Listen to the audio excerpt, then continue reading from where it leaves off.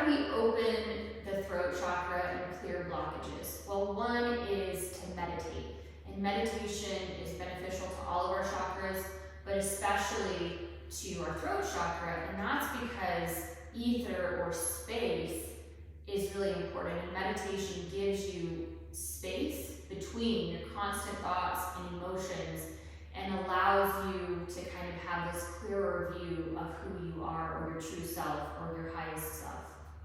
We can also use affirmations, and so I'll share a couple of affirmations with you that you might want to choose during this particular meditation or particular yoga practice. So I speak clearly, I speak my truth, I listen and understand, I communicate confidently, I'm comfortable speaking my truth, I balance speaking and listening, I set clear boundaries.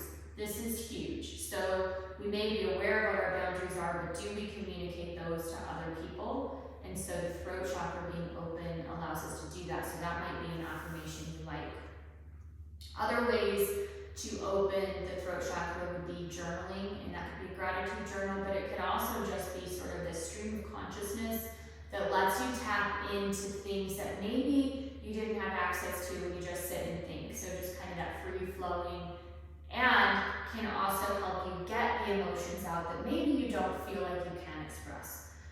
Sometimes just the way things are, or the way the world is, there may be things that you want or need to say to somebody that you really cannot say to them, either because there's physical separation, like emotional separation where you're not in contact, or sometimes people have maybe passed over and you have things you need to express to them. So journaling is an amazing way to do that. You can also write letters to yourself, you can write letters to them, you can write letters to God or whoever you call your higher power, and journaling and writing are really great ways to express yourself.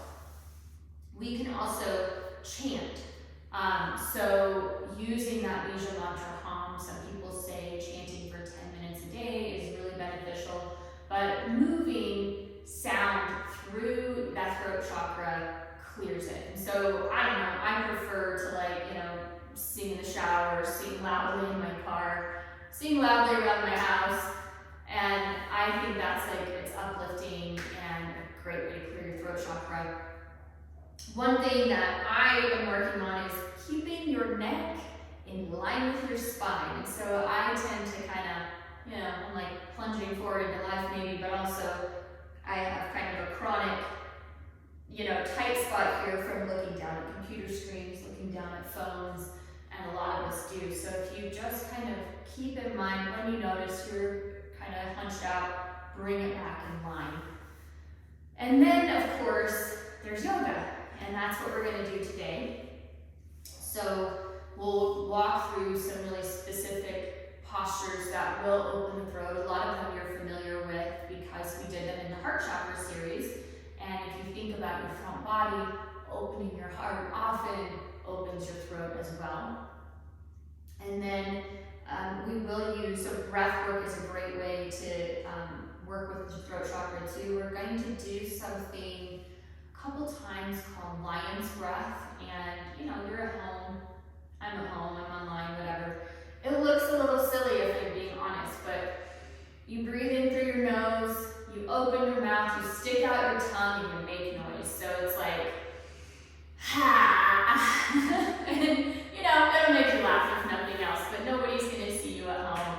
So if we wanna do lion's breath to release, as we build heat